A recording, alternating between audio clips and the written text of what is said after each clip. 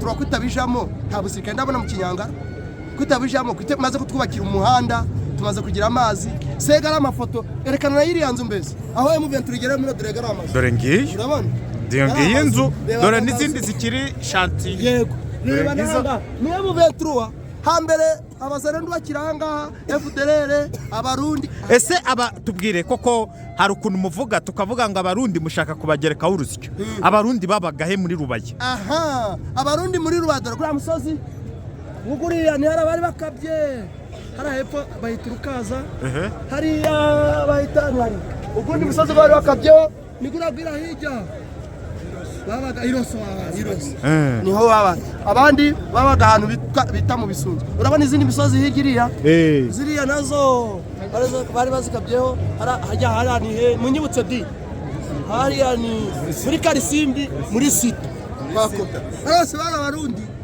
barabarundi urumva kandi buri muntu wese barazaga yishakira iki yishakira bate umuturage yaratabazaga ijoro akabura umutaba noneho M23 rero ubu muri kuvugira mubanye muti byanatumye mutanakazi kanyu ariko mukavuga ati aba bantu dushaka kugumana nabo twabonye ko ari abagabo mubanye muti M23 irakabyara irakabaho M23 irakabyara kabiri singora ugase hari ruswa nabahaye ngewe ubundi M23 twarayumvaga bari kutubwira ngo M23 nigera mu Rubaya izatumara izipatru ukamukandagira agusaba pari ari wo mukandegeye my bro turita turatangaraga noneho hanyuma ukagira ute ugatangazwa no kubona umusirikari ko wakera waga umukandagiye bakagutera incinima busu kuvamo batangaga na $2000 muracyafungwa se Rubaya ntabwo tuzi prison mu Rubaya ntabwo tuzi ubundi ujya gufungisha umuntu buraho umufungisha ujya gufungisha umuntu ntabwo wabona aho umufungisha no kuri ubu hano nshaka kugufungisha ntaho nagufungisha oya wandegera abavandimwe ntago bavuga ngo tumujyana na kukasho nta kasho tuzi uregera umuntu umuvandimwe bakagikemura ako se hano mbere habaga amakasho yewe oya buretse hano habaga amakasho tubwire hano habaga amakasho buri quartier yabagamo nk'amakasho gatanu iyindi quartier ikabamo amakasho gatanu none ugasanga amakasho gangana n'abantu baturiye guno mu ngine nukuvuga ngo nawe wafunzweho je narafunzwe wafungiwe nafungiwe kuri Gacihembe kuri Gacihembe abaga amaprizo kageze mu munsi habaga ku biro yitaga ngo ya kuri PVS bano bazarendu narafunzwe FARDC aba FDLR abahoya ubu nako tubashaka FDLR yatashi wabo kwari mu Rwanda nubwo ntahazi aho mu Rwanda ko muvuga ngo mutayombara nyura hewe ayiwe tumutangatange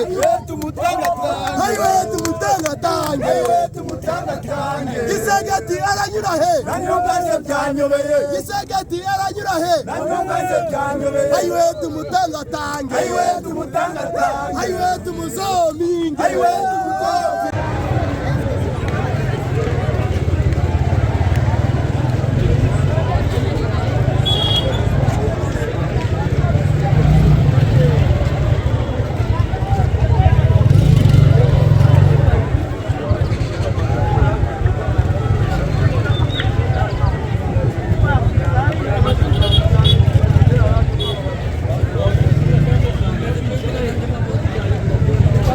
kunzi bamwana ndake turi mu Rubaya aho abaturage babyukiye mu myigaragambyo yituze yamagana leta y'u Burundi yamagana Tshisekedi yamagana na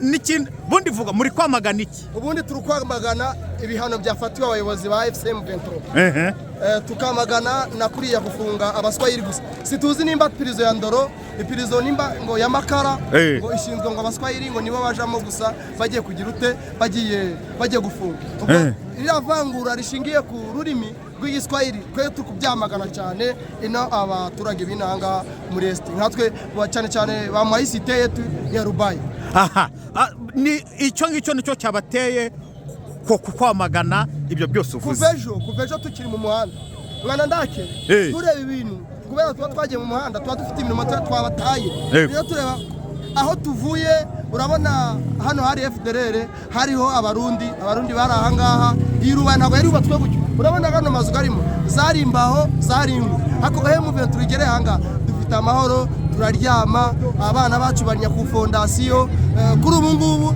nta muntu bacyaka telefone ye uzi ko umugore mwiza yari uwafandi umugore mwiza yari uwafandi afande se yarobanuraga gute uwo mugore ko ari mwiza yarebaga inzobe nyine akareba uburyo agenda ibyo gihe twabyitaga amanyashi urumva yabona ameze gutyo agahita munyarukana ubwo ugasigara rukora kandi wavuga bakaguhondagura bagushyira mu kintu cyitwa ikiboro uzi ikiboro urakizi nacyo nzi habagaho n'inkoni bagukubita baradukubitaga bakakubita inkoni zitwa turezo zo zakoraga gute kugukubita turezo inkoni nyinshi zo kukujijisha sana ukibagirwa inkoni zo kugucanganyikira insandaguzi gutyo urabona rero duturiye ikinyangara ibirombe ibirombe byo duturiye hano ni kusemba twebwe ntago dushaka biriya bihano bafatiye abayobozi bacu urabona bafatiye nanga urabona bafatiye nzenze bafatiye abandi bose n'ababisimo n'abandi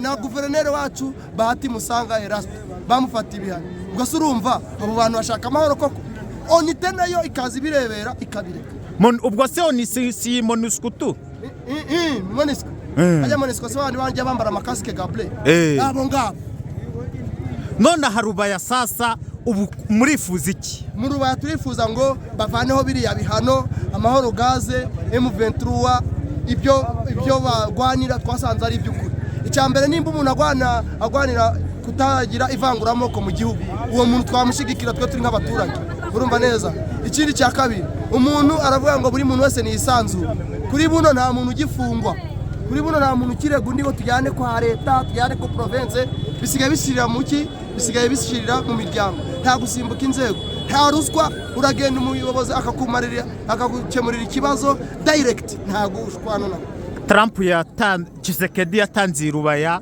ayiha Trump ko mugomba kuhava Trump akazana abantu be bagacukura amabuye byo murajyahe ariko se ubundi Trump ari muri Amerika ntago azi mu rubaya uwari kwamugeza hakiri imbere aya mabuye gavuga agahe mabuye ntarwo tuzi yo kubagagurisha si Kinshasa yagura hari ahandi gaja ntago twe tuzi yo bayagurisha nta nubwo iby'amabuye abaturage bo mu rubaya ubundi ubarebye bo ni ubufaranga bukeya baja babona urumva twebwe ntago dukeneye kuvuga ngo baracukura ibirombe barajana hehe ubuse M23 kwitabijamo nta busirikare ndabona mu kinyanga kwitabijamo maze kutwubakira umuhanda tumaze kugira amazi segara amafoto erekana yiri nzu mbese aho M23 igere muri Dorega amazi dore ngiye urabona ngiye nzu dore n'izindi zikiri shanti yego niba nanga ni M23 hambere abazarendo bakiranga FDLR abarundi ese aba tubwire koko hari ukuntu muvuga tukavuga ngo abarundi mushaka kubagerekaho urusyo abarundi babagahe muri rubaya abarundi muri rubadara kuri musozi nguriya ni harabari bakabye hari hepfo bahita urukaza hariya bahita ntari ugundi musozi bari bakabyeho nigurabwira hirya babaga iroso niho baba abandi babaga ahantu bita mu bisunzu urabona izindi misozi hirya ziriya nazo bari bazikabyeho hajya haranihe munyibutse di hariya ni muri Karisimbi muri site bakota bose bari abarundi urumva kandi buri muntu wese barazaga yishakira iki yishakira bate umuturage yaratabazaga ijoro akabura umutaba noneho M23 rero ubu muri kuvugira mubanye muti byanatumye mutana akazi kanyu ariko mukavuga ati aba bantu dushaka kugumana nabo twabonye ko ari abagabo mubanye muti M23 irakabyara irakabaho M23 irakabyara kabiri singora ugase hari ruswa nabahaye ngewe ubundi M23 twarayumvaga bari kutubwira ngo M23 nigera mu ruba izatumara izatwica ahubwo twagezeho iyo ukandagiye mu M23 bari muri patro ukamukandagira agusaba parido ariho mukandagiye my bro turatangaraga noneho hanyuma ukagira ute ugatangazwa no kubona umusirikari ko wakera wabaga umukandagiye bakagutera inshinima busu kuvamo batabaga na $2000 muracyafungwa se rubaya ntabwo tuzi prison muruba ntabwo tuzi ubundi ujya gufungisha umuntu buraho umufungisha iyo ujya gufungisha umuntu ntabwo wabona aho umufungisha no kuri ubu hano nshaka kugufungisha ntaho nagufungisha. Oya wandegera abavandimwe ntago bavuga ngo tumujyana ku kasho nta kasho tuzi uregera umuntu umuvandimwe bakagikemura. Ako se hano mbere habaga amakasho? Yewe Oya buretse hano habaga amakasho tubwire. Hano habaga amakasho buri karitiye yabagamo nk'amakasho gatanu. Iyindi karitiye ikabamo amakasho gatanu. None ugasanga amakasho gangana n'abantu baturiye guno mu ngine. Ni ukuvuga ngo nawe wafunzweho? Je narafunzwe. Wafungiwe he? Nafungiwe kuri Gacihembe.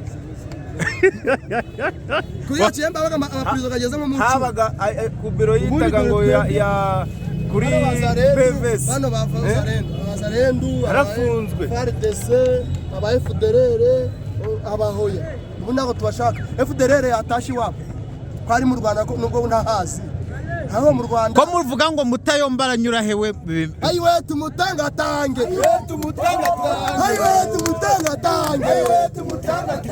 Gisegeti aranyura he? Gisegeti aranyura he? Ayiwe tumutangatange. Ayiwe tumuzominge. Ayiwe tumutangatange. Ayiwe tumuzominge. Nyine mureka ngo abarundi ubundi abarundi nagaruka bashahuruza urumva ubundi hari umuntu wambwiye ngo barababakaga ariko kubaka sindayobewe icyari cyo. Kubaka no gufata ku ngufu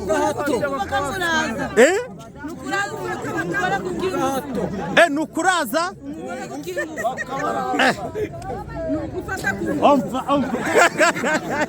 nugufata ku ngufu agasanga nka gutya ndi umudamu uri kugenda ni kujya mu mirimo yanjye ye nko gucuruza akamfata ku gahato mutumvikanye gufata ku kingufu agakora ibyo ashaka bamwe barangiza kubaraza bakabashingamwe ibiti. Kandi kitubabaza perezida w'u Burundi Evariste Ndayishimiye ntabwo yemera yuko abasirikare b'u Burundi bari ino kandi twebwe turababona bari kuduhohotera tukibaza u Burundi na Kongo biri kutuziziki Gisegeti yagenda akajya Kinshasa naho ko tuzahamusanga.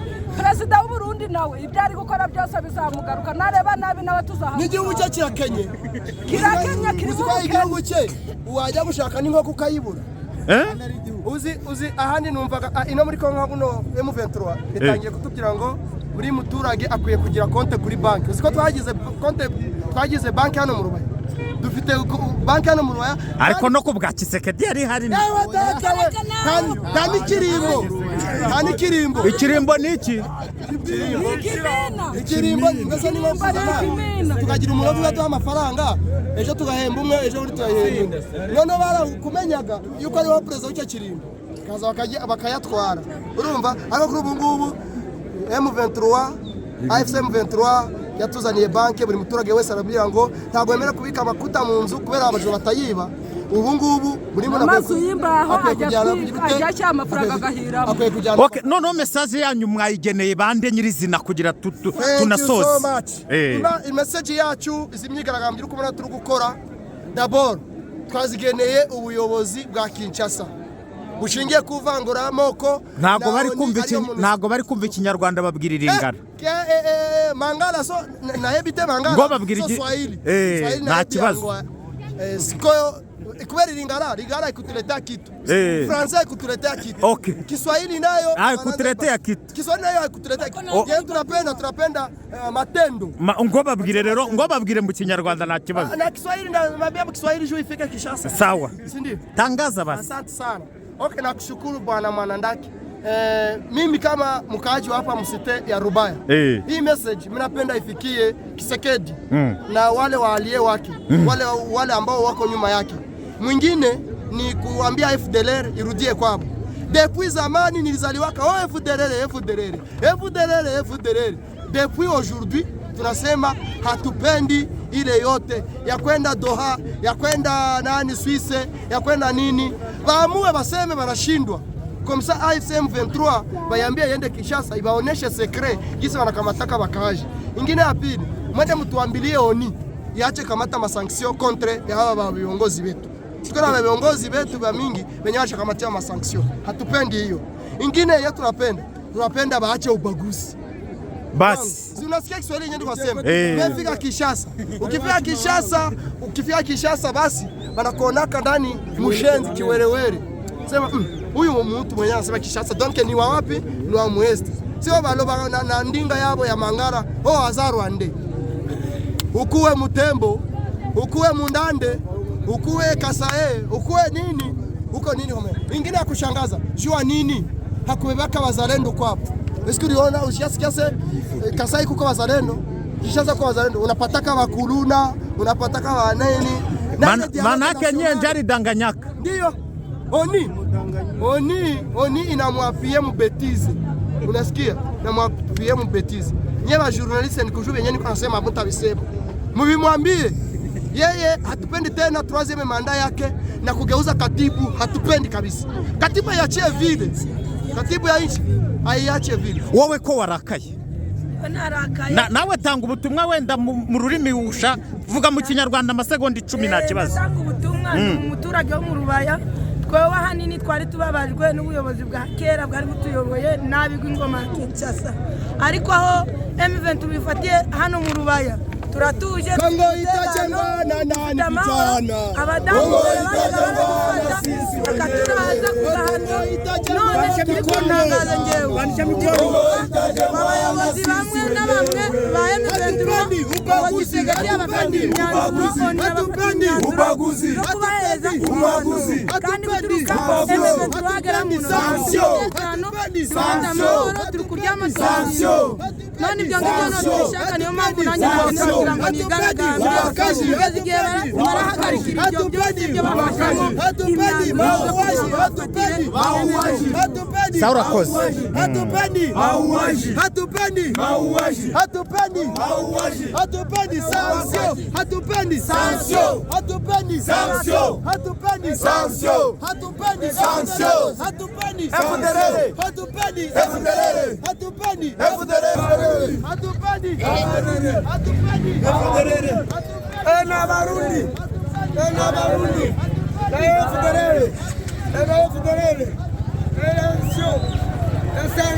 Jina mimi ni Jerome Kanome Tiemuka, nakuwa mambo ya societe civile.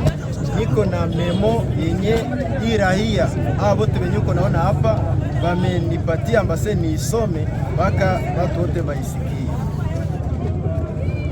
Memorandum de la plateforme des organisations de la société civile de Rubaya à l'attention des secrétaires généraux des Nations Unies et des membres permanents du Conseil de sécurité des Nations Unies. Au représentant spécial du secrétaire général des Nations Unies en République démocratique du Congo, la MONUSCO. Objet: dénonciation des actions ciblées contre les dirigeants de l'AFC M23, des tentatives de stabilisation des zones stabilisées sous l'AFC M23, la dénonciation des massacres persistants à Beni Ituri et notre opposition au projet de changement de la Constitution. Primo, de la dénonciation des sanctions ciblant les dirigeants de l'AFC M23. Nous, organisation de la société civile, soucieuse de la paix, de la stabilité et de l'avenir de la République démocratique du Congo, réunis autour des préoccupations majeures qui affectent notre pays, exprimons par le présent mémorandum notre profonde inquiétude face à certaines décisions et initiatives susceptibles d'aggraver la crise congolaise et de compromettre les aspirations légitimes de la population à la paix et à la démocratie.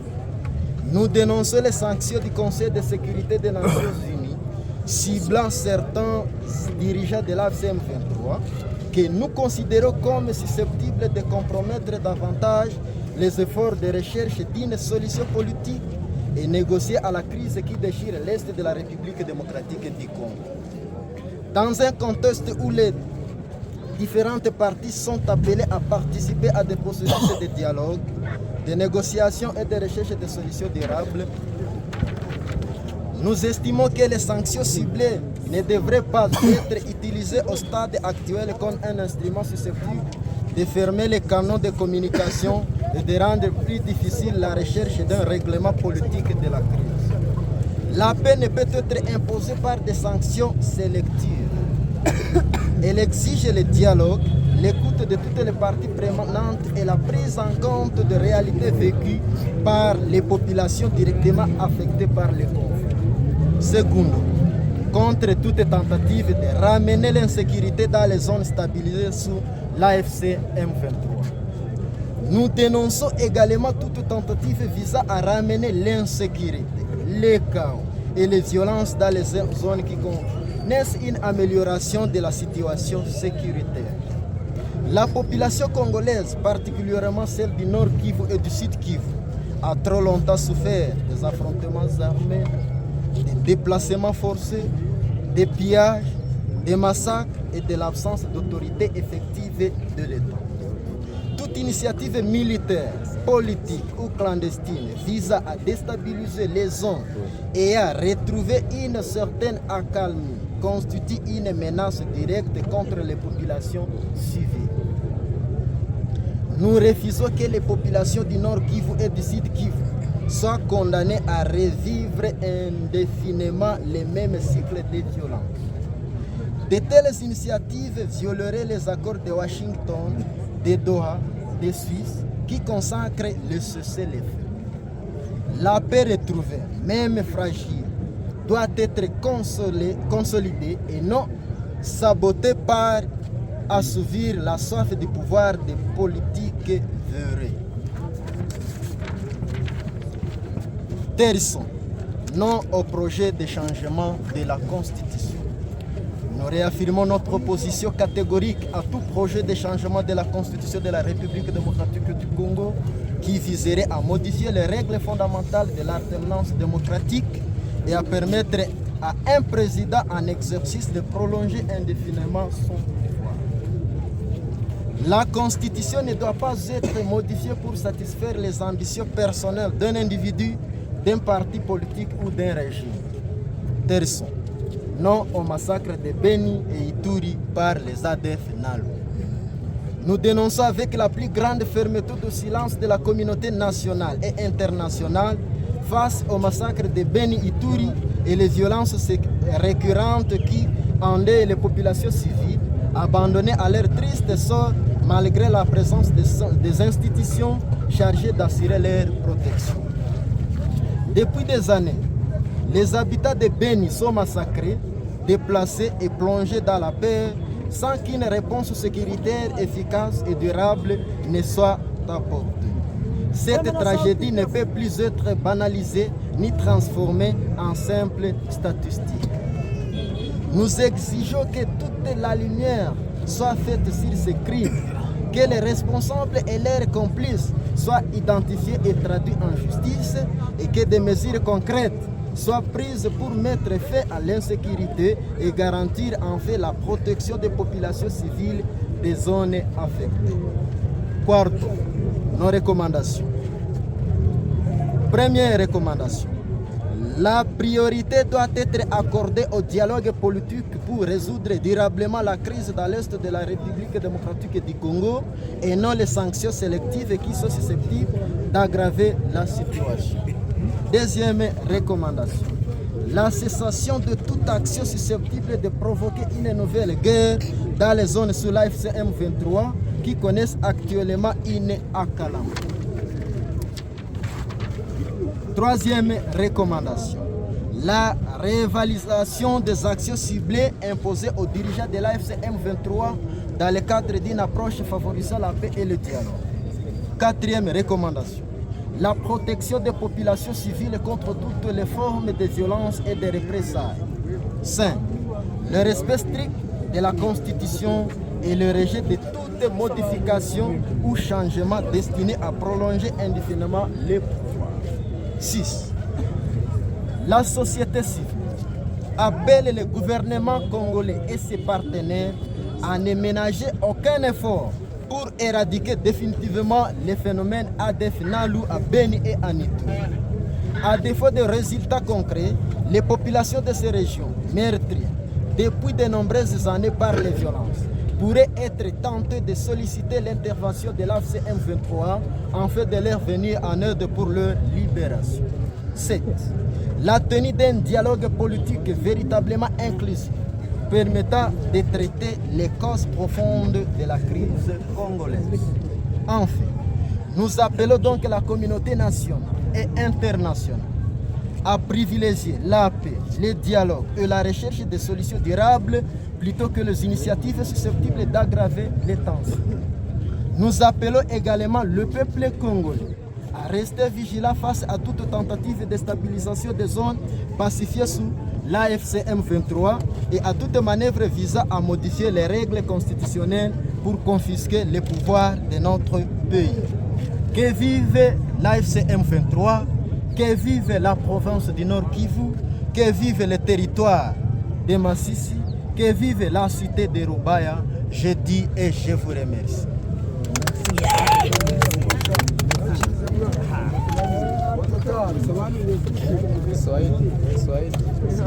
Asante sana. Hii habari imefikishia wakubwa, ananipokeza hii memorandum ni ya societe civile, wananipatia kama waraia. Mimi niko chef de cité wa Rubaya, kwa majina ni John Nsabimana. Hii habari nitaifikishia viongozi wanaonikomalia. Asante sana, tunashukuru.